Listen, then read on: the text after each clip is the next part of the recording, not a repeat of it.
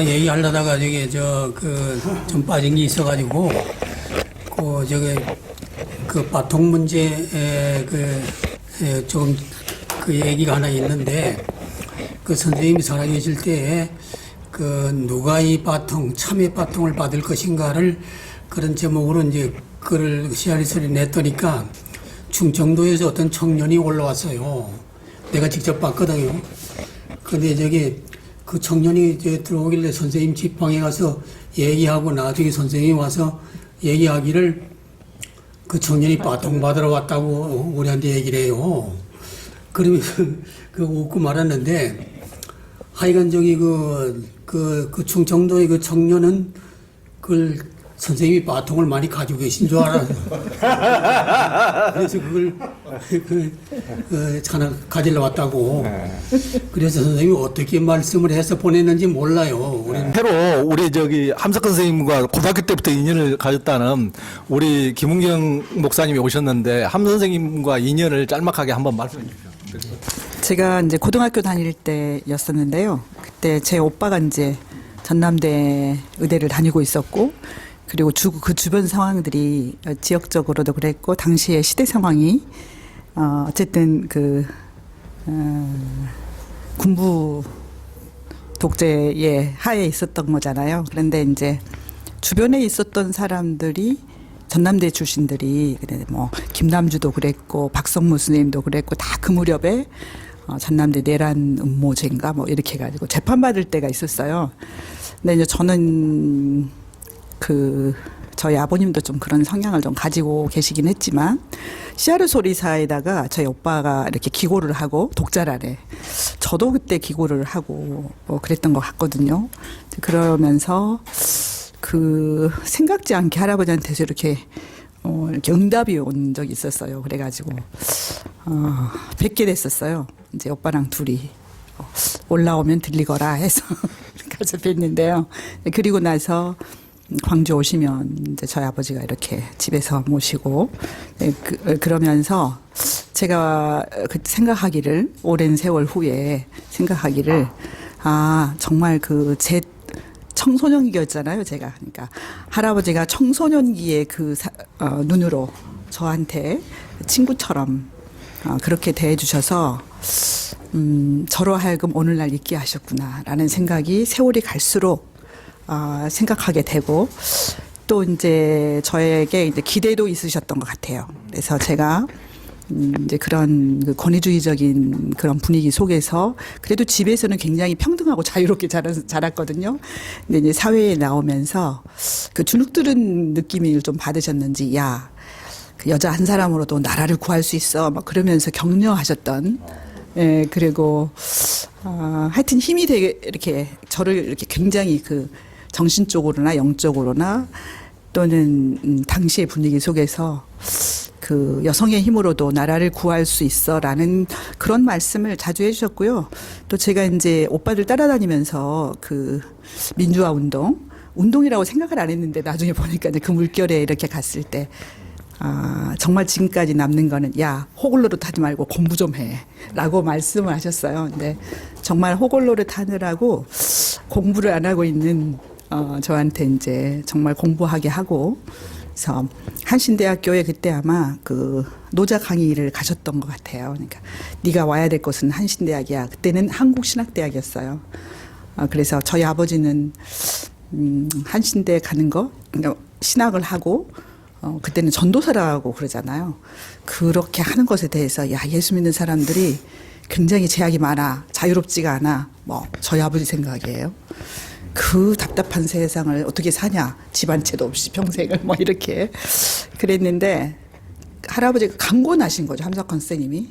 그래서 학교를 사실 함석헌 선생님 강권에 의해서 가게 된 거라고 봐야죠. 네, 근데 지금까지, 최근에 제가 이제 기독교 장로회, 제가 이제 지금 최초의 장로교 교단에서의 여성 교단장이 되는 거죠. 그런데 이제 준비를 하는 과정에서 굉장히 많은 생각을 하게 됐고, 그동안에 이렇게 이제 함석헌 기념사업회에 대해서 물론 마음은 가 있지만, 늘 그 제대로 내가 그 정신을 계승해서 살아가고 있나 그렇지 못한 것도 같고 또는 그 원하셨던 것들을 제대로 이루지 못하는 것도 같고 이루어 드리지 못한 것 같은 생각도 들었는데요. 마음은 늘 있었죠. 근데 이제 이번에 교단장에 나오면서 정리를 한번 해야 되는 거잖아요. 그런데 저는 이상하게 우리 그 교단의 그 어르신들에 대한 얘기보다는 함석헌 스님에 대한 얘기를 제가 이렇게 영향에 대한 짤막하게 얘기하지만 내가 그 굉장히 그 영향을 받고 지금도 내게 영향을 미치고 있었구나라는 그런 생각을 하고 여기까지 왔습니다.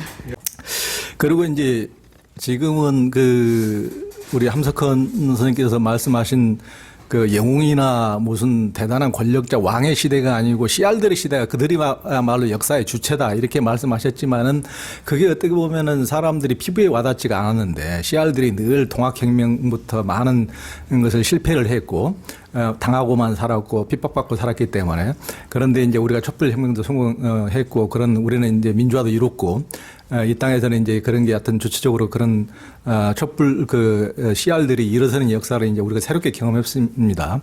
그런데 이제 디지털 시대를 맞아서 스마트폰도 생기고 무슨 SNS로 인해 가지고 지금은 이제 목소리 큰 뭐 언론이라든가 저도 언론이지만 언론만 목소리를 내고 무슨 그 권력자만 목소리를 내는 시대가 아니고 누구나 할 것 없이 디지털 시대에 다 자기 목소리를 내고 사람들이 뭉쳐가지고 댓글로 사람을 죽이기도 하고 살리기도 하는 어떻게 보면 그런 시대가 됐는데 그런다 그래서 그것이 꼭 바람직하게 가는 것만은 또 아닌 것 같고 어떤 유튜브나 이런 것도 뭐 자유롭다 그러지만 가짜 뉴스도 행해가지고 확증 편증으로 인해가지고 오직 보고 싶은 것만 보고 듣고 싶은 것만 듣고 그것에 자기의 어떤 잘못된 것을 더욱더 공고히 하는 열린 세계를 지향하는 것이 아니고 그렇게 되는 면도 있고 너무 한쪽을 뭐 왕따시키고 이지매시키고 배타하고 이렇게 또 패가르고 이런 모습도 보이는데 이런 정말 씨알들이 어떻게 보면은 자유스러운 자유를 향하고 자기 목소리를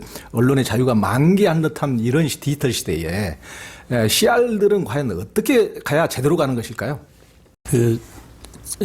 80년대에 함석헌 전집이 20권 전집이 나오면서 그 8권째 CR에게 보내는 편지라는 제목의 그 전집의 책자가 있었습니다. 아까도 말씀드렸지만 70년대 CR의 소리에서 정말 몇 독을 했던 게 함 선생님이 보내셨던 CR에게 보내는 편지였는데 그 편지에는 사실 나오지 않았던 게 그 전집의 제일 끝에 있었습니다. 그게 뭐냐면 우리 씨알들이요 초단파에 귀를 기울여라 하는 말씀이었습니다. 그것은 뭐였었냐면 70년도에 씨알 소리 창간호가 나오고 폐간된 이후로 그때 이제 평상시라면은 말과 붓으로 다 해결이 될 수 있지만 우리가 읽을 수 있지만 이런 그 어려운 시기에는 우리가 하늘이 우리에게 들을 귀가 있다라고 하는 것을 알려주기 위해서 이제는 우리 스스로가 그 하늘의 소리를 직접 들어야 된다. 이렇게 말씀하셨거든요. 그 내용이 거기 있습니다. 지금의 이제 디지털 시대에 있어서 우리는 옛날에 그 우리 조영 기자님이 말씀하셨듯이 CR이 주인인데 어떤 독재 속에서 CR이 주인 역할을 못하는 상황 속에서 그러나 지금 이 시대에서는 그러나 그래도 자기 얘기할 수 있는 시대가 왔다. 페이스북도 유튜브도 그럼에도 불구하고도 역시 또 문제는 남아 있다라고 하는 것이었거든요. 이때 그것은 바른 소리를 할 수 있는 사람이 이 네트워크 디지털 시대에 잘 없다는 거죠. 그러니까 들을 수는 있지만 들을 말은 없다는 겁니다. 이때 함 선생님이 우리에게 하신 말씀은 그 들을 수 있는 그 얘기를 너 스스로 들으라 하는 얘기였습니다. 그 초단파로. 근데 그 초단파의 얘기를 제가 알기로는 기독교에서는 아멘. 태초에 말씀이 있었다라고 하는 그 얘기신데요. 뭐 힌두교에서는 오음이라고 하고, 회교도에서는 아민이라고 하고요. 또 우리 그 동양에서의 도교상에는 이렇게 얘기한다고 합니다. 또 우리 부도지에서도 율려라는 얘기를 통해서 이미 우리 민족에 내려오는 그 가장 근본이 소리라는 얘기를 하는데 저는 지금 바로 예, 우리들이 해야 될 거는 들리지 않더라도 우리 마음속에 집중해서 그 근원의 소리를 들을 수 있는 힘을 키워야 되는 것이 바로 이 디지털 시대의 역사의 주체로서 우리 CR이 해야 될 의무라고 생각을 합니다. 그 정보나 데이터 같은 것은 얼마든지 복제할 수 있는 거거든요. 그리고 변경시키고 가공할 수 있고 또 왜곡할 수 있고. 그러나 생명 그 자체, 나 자체는 복제하거나 복사할 수 있는 것은 아니라고 생각해요. 생명의 물질적 유전자는 복제할 수 있죠. 복제하는 거고. 그러나 생명의 주체, 그 생명의 의식 자체는 복제할 수 없고 복사할 수 없는 거다. 쉽게 그렇게 왜곡할 수 없는 거다. 그리고 정보 데이터 같은 거 얼마든지 대체할 수 있는 거거든요. 기계적으로는 다 부품 같은 거 대체할 수 있는 거고. 그러나 CR 생명을 놓고 보면은 생명은 대신해 줄 수 있는 것이 아무것도 없거든요. 대신 싹이 트고 대신 꽃이 피고 대신 열매를 맺고 이런 거 불가능하잖아요. 대신할 수도 없지만은 또 거짓말로 할 수도 없어요. 거짓말로 싹이 트고 거짓말로 꽃이 필 수는 없잖아요. 그러니까 이 생명의 원리는 진실한 거고 정직한 거다. 무슨 인터넷이나 이런 데서는 얼마든지 이렇게 정보를 바꿀 수도 있고 복제할 수도 있고 복사할 수 있으니까 진정성이라는 게 사라져 버렸거든요. 진정성이나 정체성 같은 게 없어. 원본, 오리지널리티라는 게 없어요. 원본이라는 게 없어. 그러나 생명은 대체할 수 없는 거. 대신할 수 없는 거. 그렇기 때문에 이 생명의 세계에서는 진실하고 정직한 것이 가장 중요한 덕목이다. 진실과 정직을 잃으면 생명이 아닌 거죠. 생명이 될 수도 없고. 함석헌 선생님이 생각하는 CR이라 산다고 했는데 함 선생님이 직접 그런 말씀을 하셨어요. 어떤 외국 사람들이 와가지고 마리화나나 이런 걸 하면은 노력하지 않고도 아주 행복하고 평화의 그 상태로 들어갈 수 있다. 그렇게 편리한 걸 왜 사용 안 하냐? 하면 어떠냐? 이렇게 얘기하니까 함수생 말씀이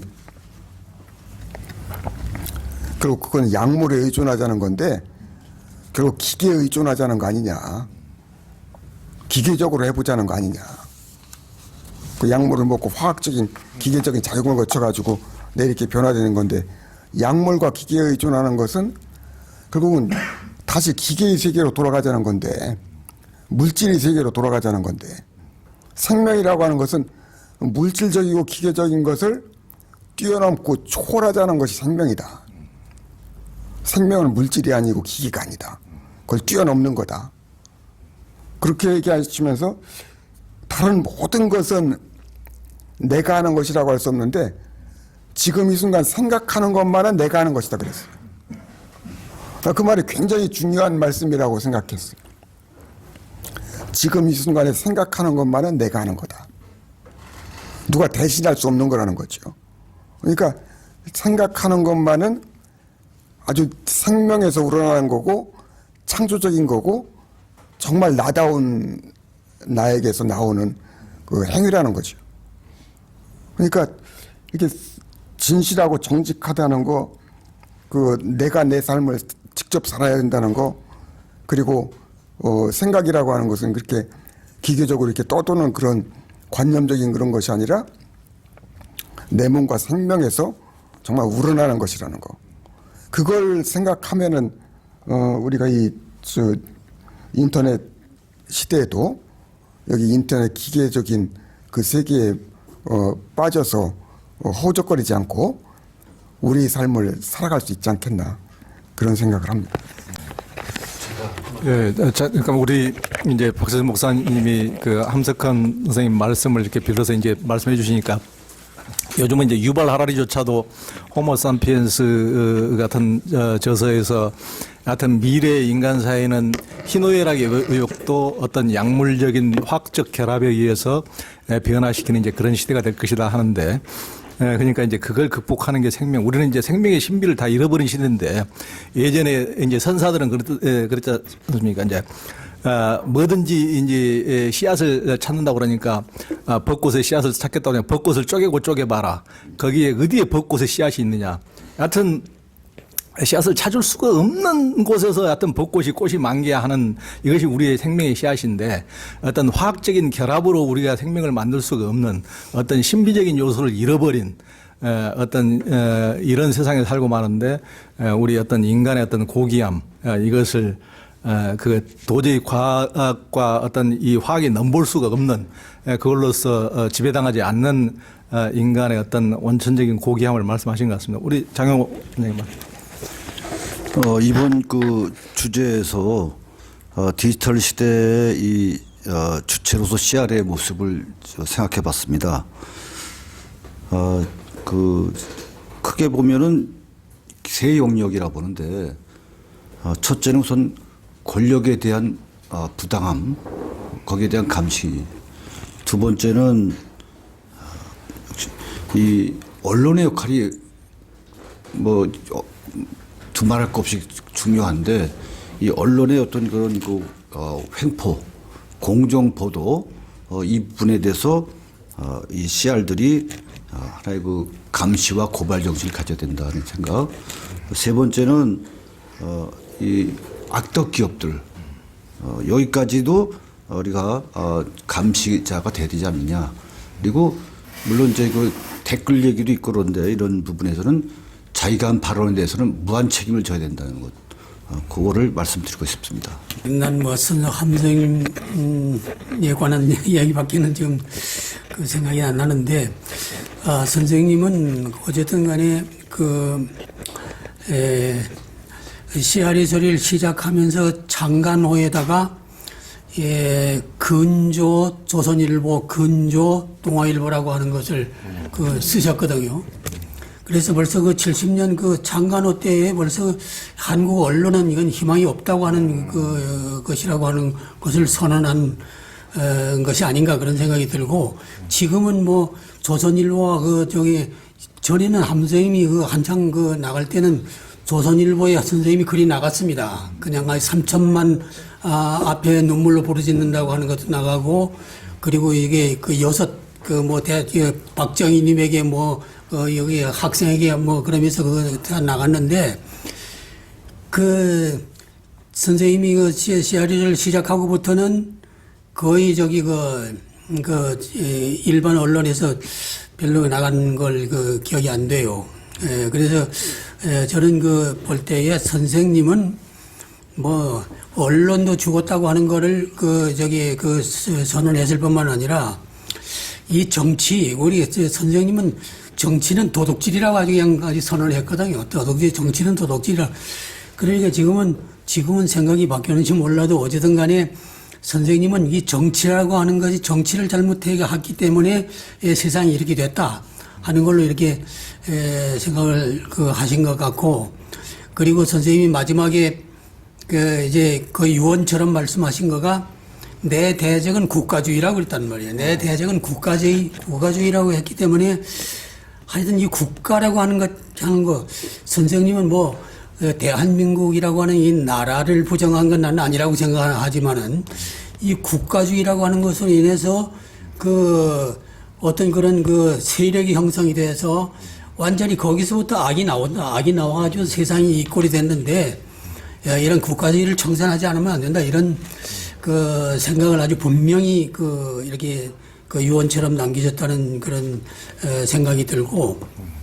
함석헌 선생님은 이제 한국을 정말 강대국들에 의해서 너무나 찢기고, 우리 어머니의 가랭이를 그냥 꽉 부여잡고 벌려놓고 옴싹달싹 못하게 이제 강제로 음부가 다 드러나게 보이게 하고야만은 이게 강탈을 하는, 그래서 우리를 창녀로 만들고 갈보로 만드는, 그렇게까지 심한 표현을 하시면서 우리나라는 참 고난의 여왕, 십자가를 진 민족, 이렇게 이제 표현을 하셨는데, 어떻게 보면 요즘에는 무슨 반도체나 핸드폰 우리나라에서 만든 것이 전 세계를 뻗어나오고 방탄소년단이니 뭐 또 손흥민도 축구도 잘하고 이렇게 하면서 우리가 가슴에 어떤 야 우리도 할 수 있다 어떤 뭔가가 하여튼 좀 풀리는 느낌도 물론 들기는 합니다만은 함 선생님은 이게 고난의 민족이 갖는 특유의 어떤 메시아적 사명이 있다 하셨단 말이에요. 이렇게 외적인 어떤 영광도 영광이지만은 어떤 거기에 특별한 우리의 그분이 말씀하신 함 선생이 말씀하신 고난의 민족이 가진 이렇게 순환당한 민족이 가진 메시아적 사명은 뭘 말씀하시는 걸까요? 우리가 뭘 해야 되는 걸까요? 하여튼 뭐 그걸 구체적으로 저기 뭐 이렇게 해야 된다 뭐 하는 그런 얘기는 하기 어렵지만은 어쨌든 지금 말씀하신 내용을 보면은 뜻스러운 한국 역사의 그런 그 중심 주제가 예, 그 같이 말씀해 주시면 됩니다. 이제 그 질문을 여기서 다 포함해서 말씀해 주시면 됩니다. 그 중심 주제가 제가 보기에는 이 고난의 역사란 말이에요. 우리가 지금은 이게 남쪽이 지금 잘 사는 걸로 되어 있지만은 선생님 살던 때는 북쪽이나 남쪽이나 다 이게 국민이 억압받고 그냥 못 살고 가난한 그런 걸로 인해서 그 역사적으로 보면 우리는 우리만큼 이렇게 고난을 당한 민족은 세계에 없다. 그래서 그런데 이 고난으로만 생각하면은 선생님이 역사 강의를 하다가 그 책을 내 던지고 싶었다 그래요. 그래서 그렇지만 그걸 다시 생각해 볼 때 이 고난의 의미가 있다는 걸로 이제 선생님은 말씀하셨거든요. 예, 고난의 의미를 찾으면은 여기에 이제 어떤 그런 우리 민족의 사명이 있다 이런 걸로 해서 결국은 이게 순환의 여왕이라고 하는 그 얘기까지 나오고 로댕의 그런 이 창기 그 조각상을 예로 들면서 우리의 사명이 뭐 세계 구원의 꿈이라고 하는 글도 있어요. 선생님이 쓰신 거이기 때문에 그게 이제 그 우리가 지금까지 고난을 당했지만은 세계에 없는 고난을 당하고 있지만은 이것이 의미가 있고 이거를 통해서 오히려 세계를 구원할 수 있는 어떤 그런 걸로 나갈 수가 있다. 그래서 선생님도 그걸 이제 그런 말씀을 하신 거 있어요. 한라산의 높이가 1950m거든요. 그래서 1950년이 그게 이제 그런 역사가 바꿔지는 걸로 선생님 보신 일도 있는 것 같아요. 그리고 김교신이라든가 이런 분들은 또 이렇게 한국은 완전히 십자가에 못 박힌 그런 어떤 나라다. 뭐 이런 걸로 해서 십자가에 못 박혔다 그러면 이건 부활의 역사가 이게 여기서 일어날 수도 있는 거 아니냐. 그렇기 때문에 우리가 낙심하지 말고 우리의 사명을 그걸 이제 한번 추구해 보자는 뭐 그런 말씀을 하셨는데 지금 우리 남쪽은 지금 세계에 뭐 OECD 몇째가 한다고 그래서 상당히 수준이 높고 잘 살고 이렇게 있지만은 지금은 북한을 생각하면 그건 또 우리가 아직도 고난받는 민족이라고 할 수밖에 없는 이런 것이 있거든요. 그런데 언제 이것이 남북 통일이 되려는지 그건 알 수가 없지만은 그래도 선생님은 그 민족 통일의 길이라고 하는 그런 글도 쓰셨기 때문에 거기서 말하는 어떤 그런 거를 참고하고 이렇게 해서 그 어떤 그런 무슨 새로운 어떤 물결이 일어나야 되지 않나 그런 생각이 듭니다. 함 선생님이 뜻스러운 역사를 쓴 거는 이제 일제 식민지 통치 시대에 쓰신 거고, 그런데 그 남북 분단된 또 상황도 이렇게 생각하셨던 것 같고, 그런데 이제 세계의 그 불의와 죄악이 우리나라에 몰려 들어와 있다. 세계 강대국들의 불의와 죄악이 우리에게 다 몰려 들어와서 우리가 그 짐을 지고 있는 거고, 그리고 또 세계 정신문화의 쓰레기, 하수 같은 것이 다 우리에게, 약한 우리에게 들어온 것 같다. 그러니까 이 불의와 죄악의 짐을 우리가 짊어지고 여기에 지지 말고 이것을 짊어지고 이겨내서 이 불의와 폭력의 세계를 뒤집고 정의와 평화의 세상을 우리가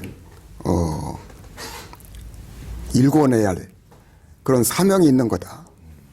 우리가 그리스도의 그 세계를 구원한 그리스도의 구실을 우리가 해야 된다. 그러니까 이제 이 불의와 죄악, 그 불의와 폭력을 우리가 잘 짊어지고 감당해서 이것을 정화시켜서 정의와 평화의 나라를 만들면은, 그러면은 그것이 바로 그리스도의 그 사명을 다하는 거다. 메시아적 사명을 다하는 거다. 또 정신문화적으로는 모든 유교, 불교, 도교, 기독교 쓰레기들이 다 우리에 들어와 있는 건데, 우리가 그 세계 문명사의 하수구라고 볼 수 있는데, 이 하수구를 정화시켜서 깨끗한 정신, 깨끗한 철학, 깨끗한 신앙을 만들어내기만 하면은, 그럼 우리가 세상을 구원할 수 있는 거 아니냐. 그리고 이분이 자꾸 농촌에 들어가서 농촌 공동체를 하려고 노력했던 걸 보면은 국가주의 문명을 극복하고 인정과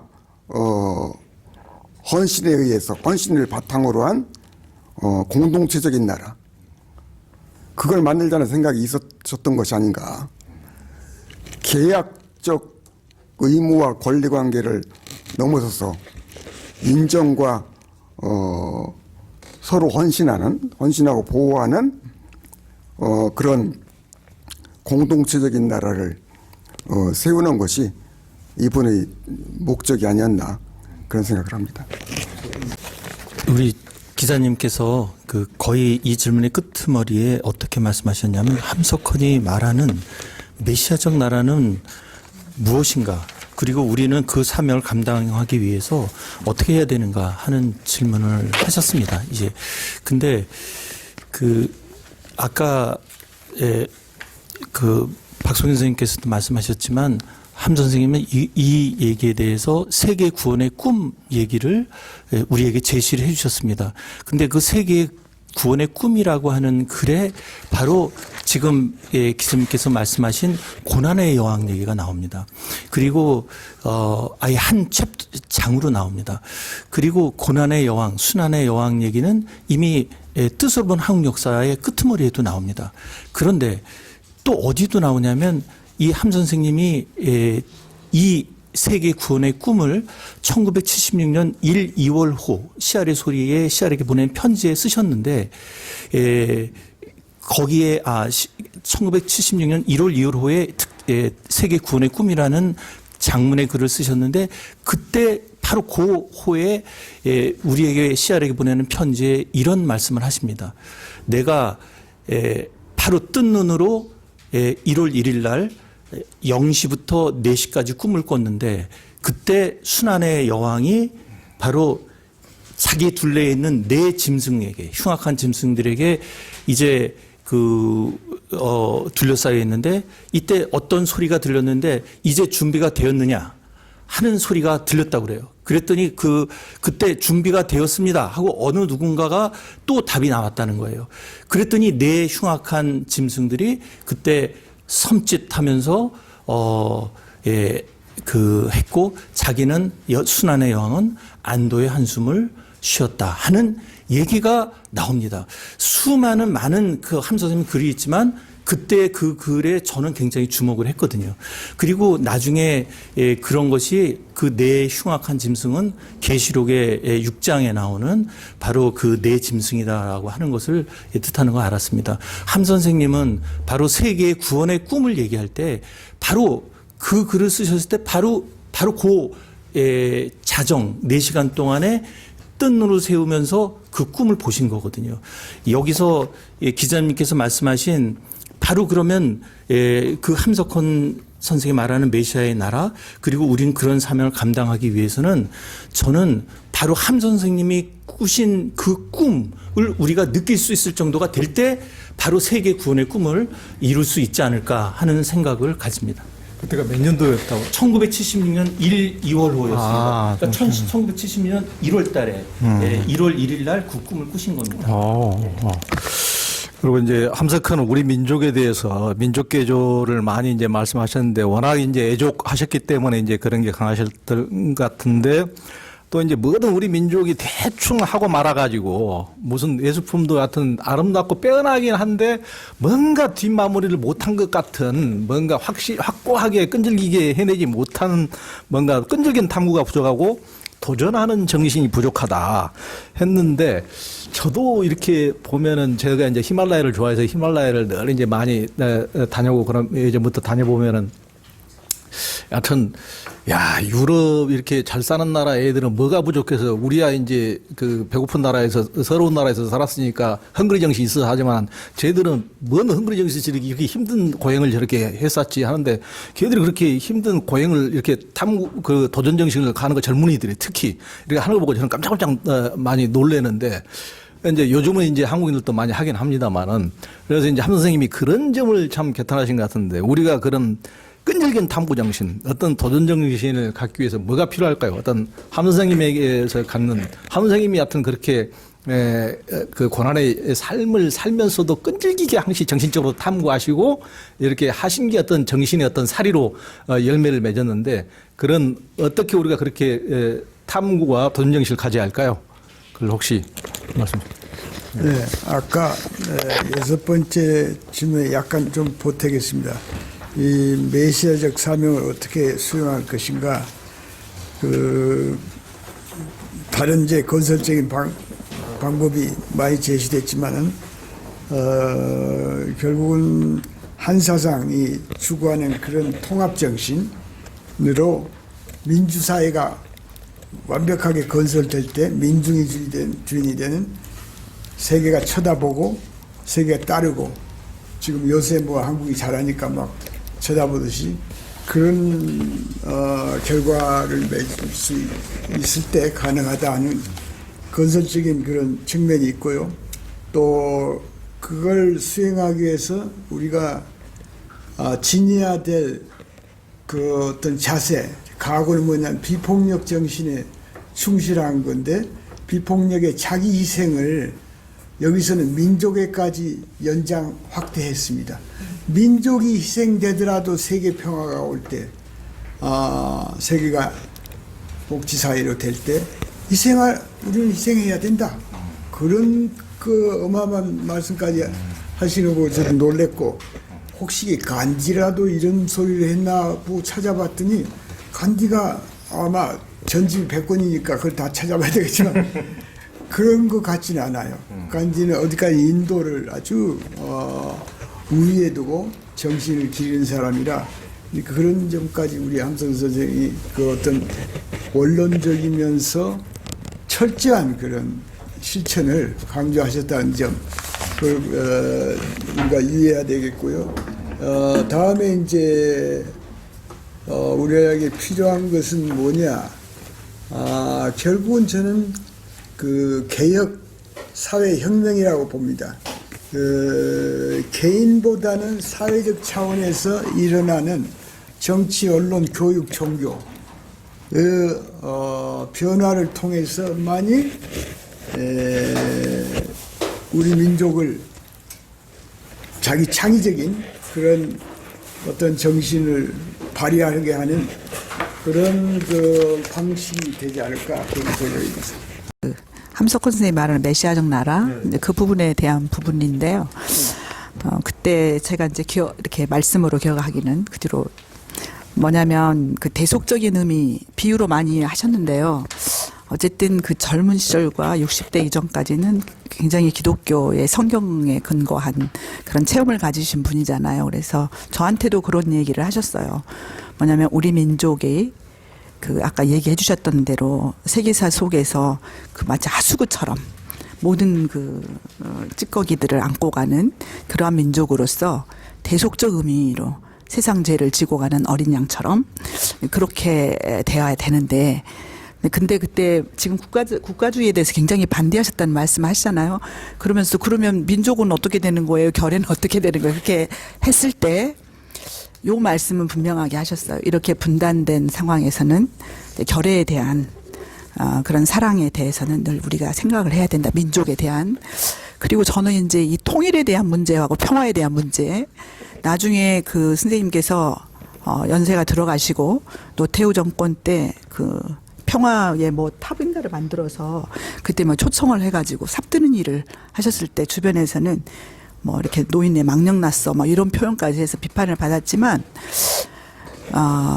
우리 그 민족이 고난을 받는 것 거기에 대한 순환의 여왕으로서 민족의 모든 모순이나 이 갈등을 극복하고 그 평화를 향한 세계를 이뤄가는 것 그것에 대한 또 이렇게 희망도 말씀을 하셨었어요.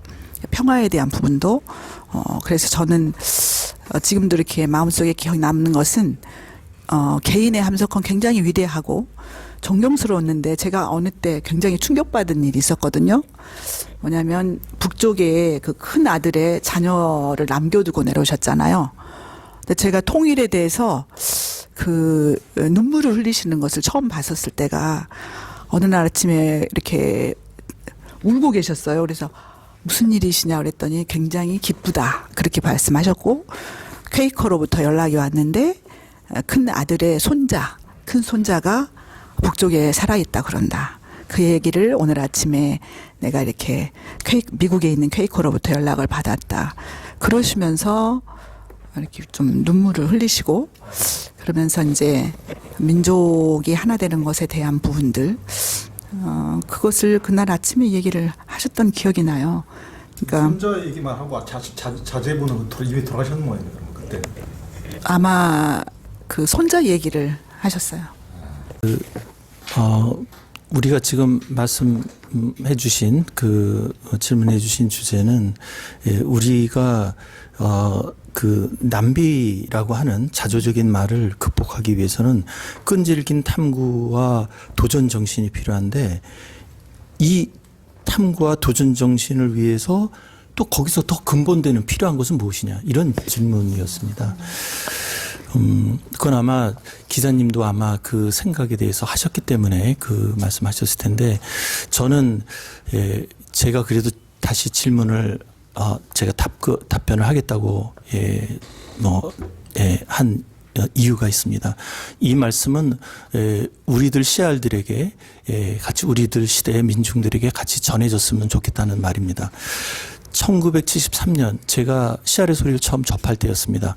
그때 딱 봤던 글이 지금 거의 한 73년이니까 한 50년 되나요? 근데 제목이 뭐였었냐면 씨알에게 보내는 편지였는데 인비 목석이란 글이었습니다. 사람은 바로 목석이 아니다. 이런 뜻이었습니다. 근데 그 제목의 글의 내용은 이랬습니다.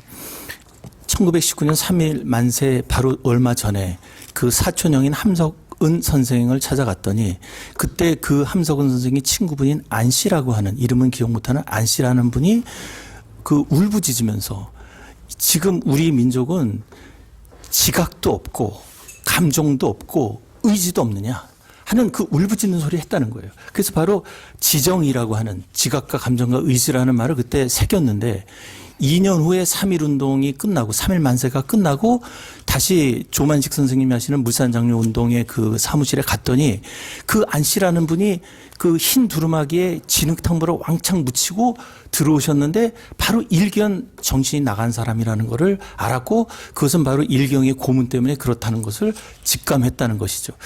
그러면서 지금 함 선생님 73년에 쓰셨는데 그때가 그렇다면 1921년이겠죠. 그때 뭐라고 쓰셨냐면 왜 이렇게 50년 동안 그때의 장면이 바로 눈동자가 돼서 나를 50년 동안 쳐다보고 있는지 모르겠다. 그렇다면 그 사람은 그가 이 씨알들에게 이 민중들에게 부르짖었던 것을 다시 그 자기 몸을 바쳐가지고 그 모습을 보여준 건 그것도 메시아의 모습이 아니냐 이런 얘기를 하시면서 50년 전에 그 눈동자가 나를 쳐다보고 있다라고 하셨던 글을 역시 제가 50년 전에 봤습니다. 지금이 1921년이니까요. 그 50년 전에 함 선생님을 통해서 봤던 그 함 선생님의 왔던 그 눈동자를 제가 역시 봤고 지금 100년이 지나서 다시 보고 있다라고 하는 거를 이번 1921년 함석헌 선생님 1120년 탄신 기념식 기념사에 제가 그 글을 썼습니다. 예. 지금은 이제 제가 한마디 더 하면 바로 그 지각과 감정과 의지를 얘기했던 그 의분이 바로 조영 기자님께서 말씀하신 우리들에게 끈질긴 탕과 도전 정신을 위해서 필요한 더 근본이 바로 그 의분이 아니냐 이런 말씀을 드린 거죠. 예, 하여튼 그런 이제 발분망식의 어떤 이제 그게 없으면은 뭔가를 끌통을 제대로 파기가 어렵죠. 하여튼 좋은 말씀입니다. 지금 이제 코로나 시대로 모두가 이제 힘든 시기인데요. 특히 코로나로 경제적 어려움이 가중돼서 자살자도 많이 늘어나고 있다 그럽니다. 이런 고난의 시대에 함석헌이라면은 지금 어떻게 말씀을 해주실 수 있을까요? 뭐 1980년 제 기억으로는 5월 3일인데 80년 5월 3일에 그 광주 강연이 있었어요. 함선생님 오시고 그때 제가 사회를 보고 그랬는데 그 5월 18일에 5.18이 일어나는 거거든요. 5월 18일 일어나기 15일 전이에요. 거기서 그 선생님이 어떤 제목으로 했냐 그러면 CR 혁명이 꿈이거든요. CR 혁명이 꿈으로서 그 얘기하시면서 전두환을 신랄하게 비판한 거예요. 그렇게 하고선 그 다음에 이제 제주도에 가서 서남동 목사님과 같이 함세인 강연이 있었는데, 제주도에 가서 강연하고 끝나자 제주도까지 확대 경영이 해가지고 서남동 목사가 잡혀가고 함 선생님은 잡혀가진 않았어요. 그렇게 하고 그러는데, 제가 지금 얘기하고 싶은 거는, CR 혁명을 어떻게 할 것인가. 뭐 이게 이제 문제인데 거기 이제 광주 5.18 민주화 운동을 그 선생님이 뭔가 이렇게 강연하시면서 이렇게 제게 자극을 준 그런 것이 계기가 되어서 일어났는지 자세히 알 수 없지만은 어쨌든 간에 5.18이라고 하는 거는 제가 가만히 생각해 볼 때 누구도 전두환이가 무서워가지고 데모도 못했거든요. 그럴 때 광주 사람들은 그냥 일어나서 그냥 김대중을 석방하라, 뭐 민주화를 하라고 하는 그런 구호로서 제창을 하다가 그렇게 아주 엄청난 피를 흘리고 이렇게 했는데 함 선생님은 물론 싸우다가 뭐 피 흘리고 하는 거를 그거를 거부하는 건 아니지만은 폭력을 써서는 안 된다. CR 혁명은 철저한 그런 비폭력이어야 된다. 그래서 선생님은 비폭력은 이미 이겨놓고 싸우는 싸움이다. 이렇게 설명을 했어요. 비폭력이 약한 것 같지만은 비폭력보다 더 강한 건 없다. 그래서 이거는 이겨놓고 싸우는 싸움이기 때문에 지는 법이 없다. 이런 걸로 이제 민주화 운동을 하면서 주장을 하다가 성내훈 교수가 그냥 정면으로 그냥 반박을 하고 이래가지고 한때는 선생님이 코너에 몰렸던 적이 있어요. 이 비폭력 가지고는 안 된다. 그래가지고 그런 분위기가 있었는데 선생님은 흔들림이 없었는데 거기 흔들리는 사람들이 꽤 있었어요. 뭐 김지한이 심지어는 안병호 박사까지도 약간 이렇게 그런 얘기 있는데 어찌든 간에 지금 현재 우리가 기억해야 할 것은 이 CR 운동인데 CR 운동이라고 하는 것도 사실은 이승만 박사가 3.1 혁명인데 운동으로 바꿨다 그런 말도 있어요. 그러니까 이 CR 혁명이라고 하는 것 선생님은 일찍이 인간혁명이라는 책을 내셨다고요. 그래서 인간혁명이 뭔가를 이렇게 볼 때에는 이거는 인간은 난대로 그냥 있어가지고서는 안 된다는 얘기거든요. 그거는 예수님이 말씀하고도 동해요. 사람이 거듭나지 않고는 하나님 나라 볼 수 없다. 들어갈 수 없다. 이런 걸로 본다고 그러면은 이게 선생님 말씀대로 인간 혁명이 뭐가 일어나야 되고 선생님이 생각하는 백성에 산다 그랬지만은 생각하는 백성에 산다는 사실 선생님 제목이 아니에요. 그건 사상계에서 생각하는 백성이라고 썼는데 사실은 생각하는 CR이라야 산다거든요. 그리고 또 김용호 교수도 썼지만은 깨어난 CR이라야 산다. 그런 이제 목표가 나와야 되지 않느냐. 그래서 이게 지금은 이게 우리 뭐 촛불혁명이 일어나서 문재인 정부가 들어섰지만은 이 촛불혁명이 이게 다시 주저앉아가지고 무슨 옛날 고리타분한 그런 한나라당 그런 사람들이 다시 재집권한다고 그러면 이건 말도 안 되는 거거든요. 그렇기 때문에 우리가 이게 촛불혁명이 성공을 하고 앞으로 계속해서 민주주의가 문제가 아니고 씨알의 시대, 씨알이 깨어있는 씨알이라야 사는 어떤 그런 것으로 나가야 하지 않나 그런 생각이 듭니다. 현 문 대통령이 처음에 활동을 할 때 강조한 말 중에 하나가 잘 아시다시피 사람이 먼저입니다. 사람이 먼저 중요하다는 거예요. 사람이 먼저란 말은 달리 이게 무슨 뜻일까 이렇게 생각해 보면은 어떤 제도나 조직 어떤 그런 하나의 장치보다도 사람이 더 중요하고 소중하다. 아마 그런 의미로 저는 또 해석도 해봤습니다. 우리 성경 말씀에도 생명을 굉장히 소중히 여기고 심지어는 예수님도 길이요 진리요 생명이다 이렇게 말씀하셨고 또 불교에서도 얼마나 생명을 소중히 여기면 불살생이란 말이 나오지 않습니까? 그래서 생명이란 말을 함 선생님은 어떻게 풀으셨냐면은 생이 곧 명이다. 그러니까 삶이라는 것이 이거는 명령이다 이거예요. 살아야 될 명령. 그렇기 때문에 엊그제도 안타깝게 죽은 청년이 성전환으로 그런 일이 있었는데 이 사람 목숨이 소중한 것. 그런 표현이 여러 번 있지 않습니까? 성경에도 목숨보다 더 중요한 건 없으니까 이런 지금 안타깝게도 이런 자살이라든지 좀 이런 또 경제적인 어려움 때문에 겪는 그런 분들이 없도록 사람이 먼저라는 점에서 소외 또 이런 왕따되는 그런 일이 가능하면은 없도록 좀 이웃을 돌봐야 되고 살펴봐야 될 것 같습니다. 네. 이상입니다. 네. 마지막 질문을 이제 한번 해보도록 하겠습니다. 함석헌 선생님이 내세운 것 가운데 이제 운동이라고 붙인 유일한 것이 같이 살기 운동인데요.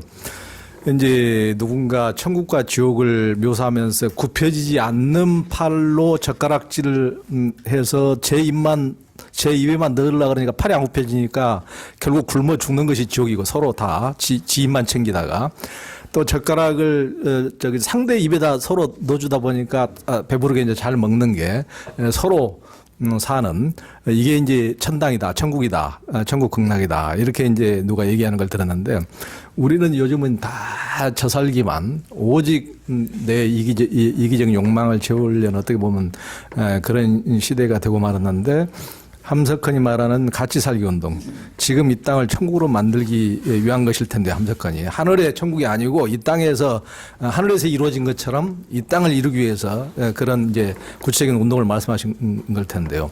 그러기 위해서 우리에게 필요한 정신과 자세가 무엇일까요?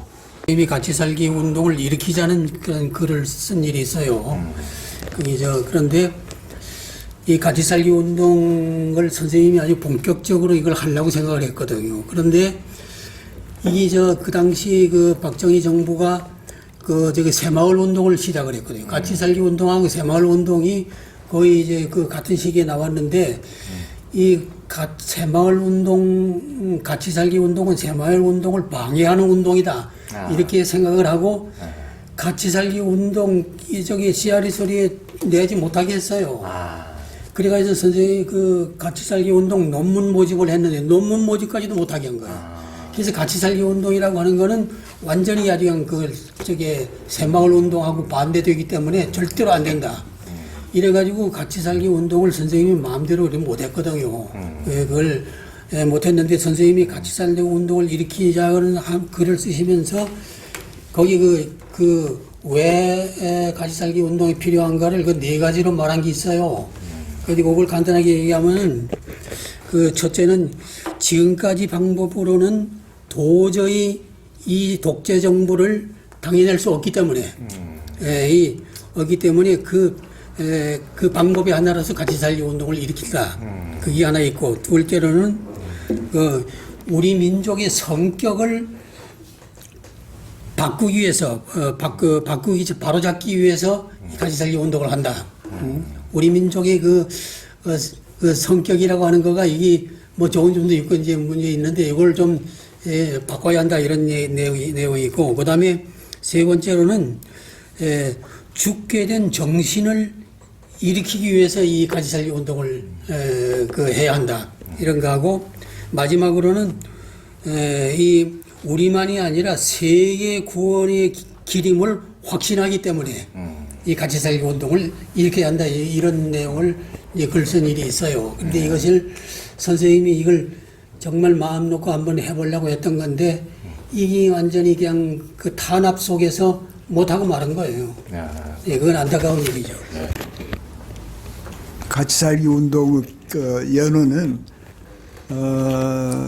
우리 민족사에서 상생 정신, 그것이 한말의 김일부라는 사람이 주역을 새로 해석해서 중국에서 내려온 주역, 몇천 년 역사가 있는 그 주역의 모토가 뭐냐면 상극이에요. 상극. 예. 말하자면 뭐 흙이 뭐 물을 극복한다든지 뭐 이런 식인데 김일부는 상생 거꾸로 그걸 이제 오행 뭐 음양오행 그 관계까지 다 이렇게 들어서 얘기를 했는데 그 정신은 우리 민족의 그 둘의 정신부터 연면하게 옛부터 홍익인간까지 해서 다 이렇게 내려온 그런 전통이죠. 그 전통이 이제 영계소문, 또 원효대사, 그 다음에 최치원 이런 사람들, 또 서산대사까지 해서 모든 것을 이질적인 걸 조화시키는 그런 화해하는, 화쟁하고 원융하게 이렇게 함께 살아가는 그런 정신으로 이어져서 아마 안창호 조만식까지 다 그 함선생 그 세포 속에, 정신세포 속에 이게 잠재적으로 축적되어 있는 거예요. 그게 나온 것이 같이 살기 운동으로 표명이 되지 않았는가 싶고요. 여기저기 지옥과 천당의 차이, 팔 길이, 그건 제가 안병무 선생한테서 직접 들은 것 같아요. 안병무 선생이. 그래서 아직도 기억이 나거든요. 상생은 우리 함 선생님이 우리 이제 전통 사상에서도 굉장히 깊게 이제 하시고, 그런데 우리는 그 이제 서양 사상이 어떻게 보면은 이제 어떻게 상이고 너 죽고 나 살자인데 지금 적자 생존의 어떤 그런 건데, 우리 전통에서 보면 생생지생, 이제 너도 살고 나도 살고 이제 같이 사는 우리 어떤 생생지생의 어떤 사상이 선도 무교 전통에서부터 있어왔다고 그러는데, 그것을 어떻게 보면 그것이 이제 함 선생님의 같이 살기 운동으로 이렇게 발화가 된 것이 아닌가 이런 생각을 듭니다. 그러니까 마지막으로 한 2분 정도씩만 함 선생님이 우리에게 주는 어떤 교훈과 우리 시대의 어떤 거라든가 자기 삶에서 함 선생님이라든가 그걸 한 2분 정도씩만 정리를 한번 해주시죠. 함석 선생님은 생명을 분리된 것이 아니라고 생각했던 것 같아요. 살아있다고 하는 건 서로 어떤 식으로든 이어져 있고 통하고 서로 맞물려 있고 서로 책임져야 되는 거지,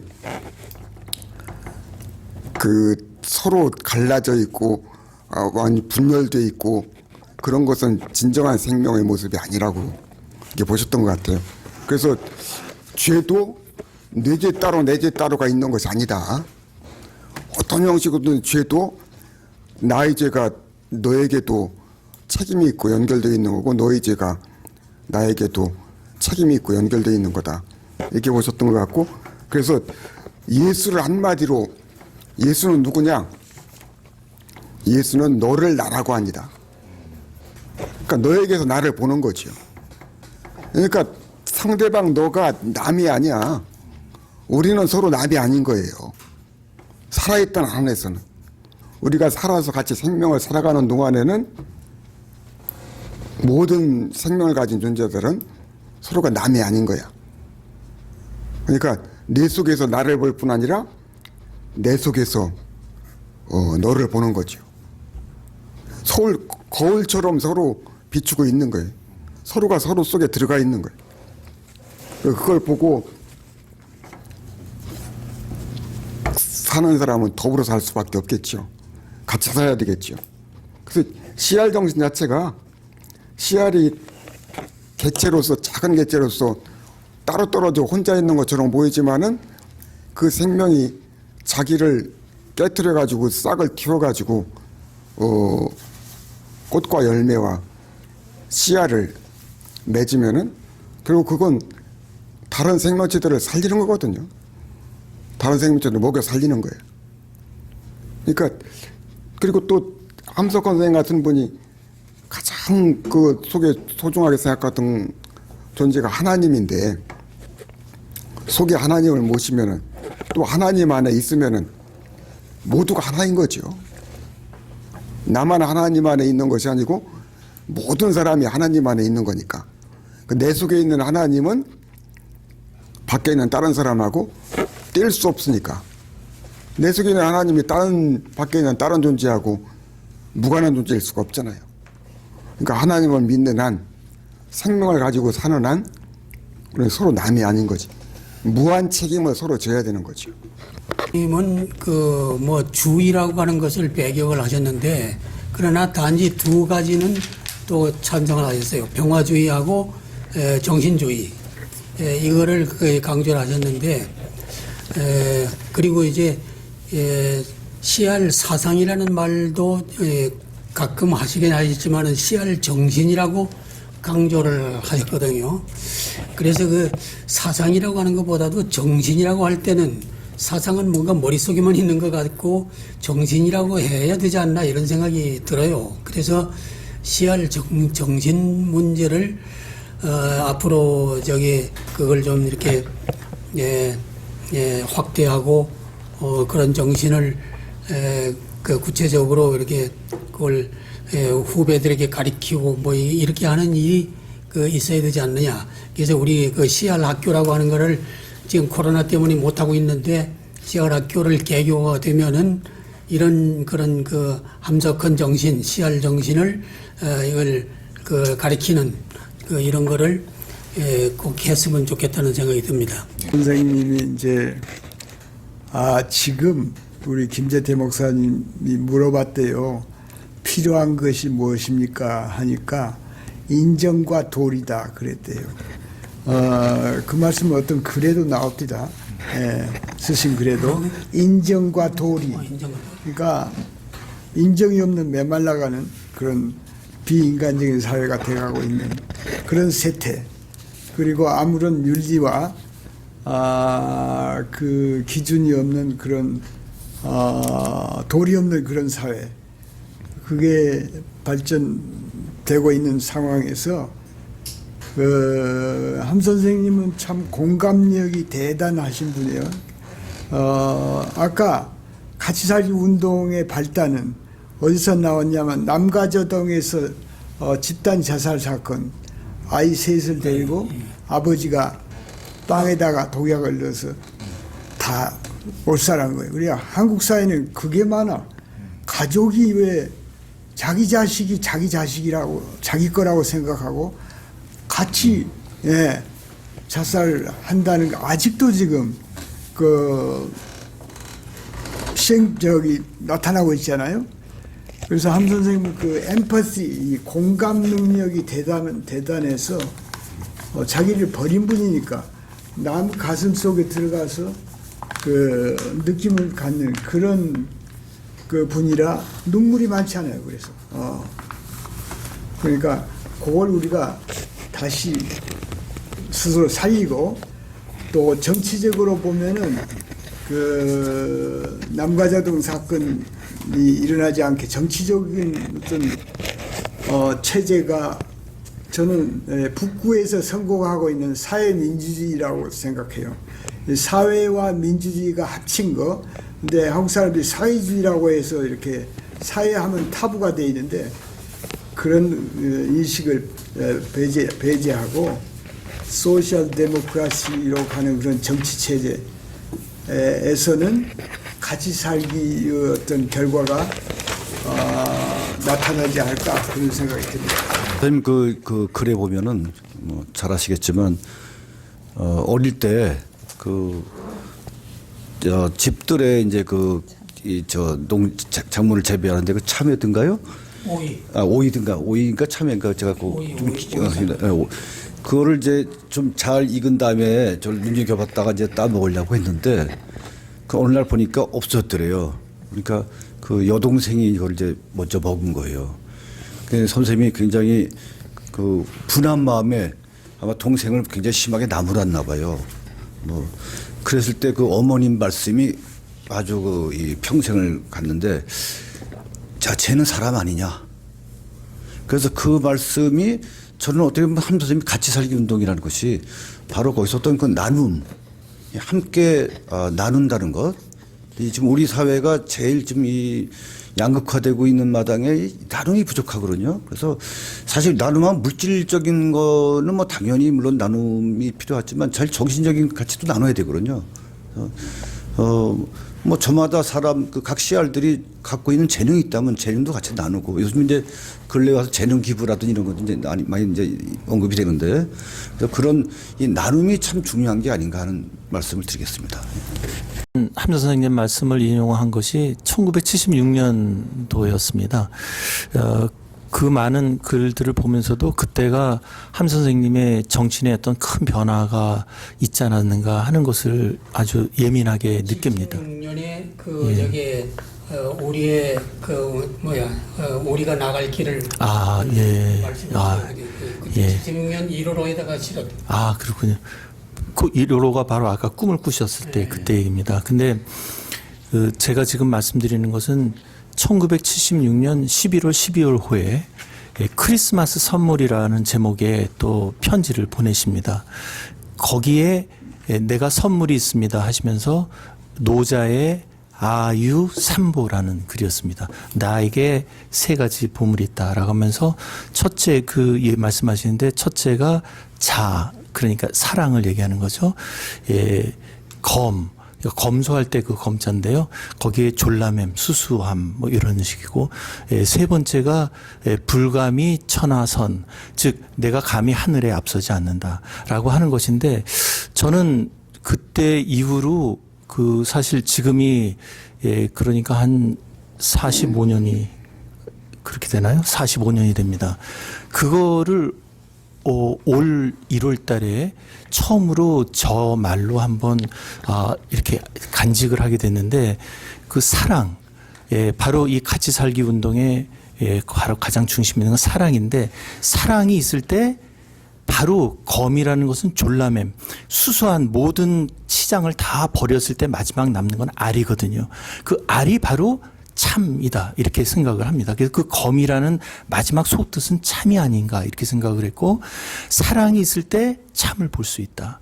그리고 그 참이 끝까지 우리의 그 한 살림 속에서 같이 지속되기 위해서는 믿음이 있어야 된다. 불감이 천하선이라는 건 감히 하늘에 앞서지 않는다라고 하는 따름, 그것이 바로 믿음 아니야. 그래서 사랑과 참과 믿음, 이 세 가지가 바로 아유삼보의 뜻이 아닌가 하는 것을 전 느꼈습니다. 그리고 이것이 바로 같이 살기 운동의 가장 중심 요소가 됐으면 좋겠다는 생각을 가집니다. 목회를 하고 있는데요. 그 선생님께서 하셨던 말씀 중에 생명에 대한 얘기를 하시면서 그 생명을 키워내고 생명을 갖고 가고 생명이 이렇게 영향력을 끼치게 할 수 있는 것, 그것은 그때 당시에 굉장히 이렇게 분열시키고 오해도 많이 받고, 아까 그 얘기 하셨잖아요. 너무 그 군사 독재의 그 억압이 심해지니까 그 운동하는 사람들 내부에서도 앞으로 비폭력 무저항주의와 또 하나는 무혈 무장혁명 투쟁을 해야 된다, 뭐 이렇게 나눠져 갖고 싸움을 한 마당에 제가 이제 그때 평화 공부를 시작했었거든요. 광주아이에서. 그때 그렇게 말씀을 해주셨어요. 뭐였냐면은 우리가 다 한 뿌리에서 난 한 얼굴들이다. 그러니까 증오와 미움에 대해서도 그 모습이 다 우리 안에 한 덩어리로 있는 것이다. 그러면서 하셨던 것은 그것을 이길 수 있는 것은 사랑의 힘이다 그랬어요. 그래서 한 번 믿어주었으면 죽도록 사랑하는 것이 그것이 십자가의 정신이다 그러면서 그래야만이 그 정신이 다시 살아날 수 있다. 그렇게까지도 실천해야 된다라고 얘기를 해주셨거든요. 그래서 저는 지금도 이제 목회 현장에서 사실상 이제 교인들이 다 있는 거잖아요. 그런데 그때도 비록 그 어떤 뭐 도전이나 여러 가지가 들어올지라도 그 말씀이 늘 생각이 나요. 끝까지 믿어주는 것, 그것이 서로가 살리는 길이다, 살아나는 길이다. 그것이 생명의 능력이고 사랑의 능력이다. 이렇게 하고 오늘날에도 이것이 가장 필요하다고 생각합니다. 그리고 저한테 이제 또 주셨던 말씀 중에 하나는 야 요즘에 엔조이라는 말을 하는데 엔조이가 뭐냐 한 생명이 와가지고 항상 의미를 생각해서 의미를 생각해야만이 우리가 살아갈 수 있어. 의미를 생각하라. 그래서 그때 저한테 플랭클린 책을 보내주셨어요. 의미를 찾아서 그 책을 선생님이 보내준 책이었습니다. 지금도 여전히 우리가 의미를 찾아가는 그러한 때라고 생각을 합니다. 오늘 함석헌 선생님 탄생 120도를 맞아서 우리 함 선생님 제자분들 이렇게 만나 뵙고 이제 말씀을 모처럼 나눴습니다.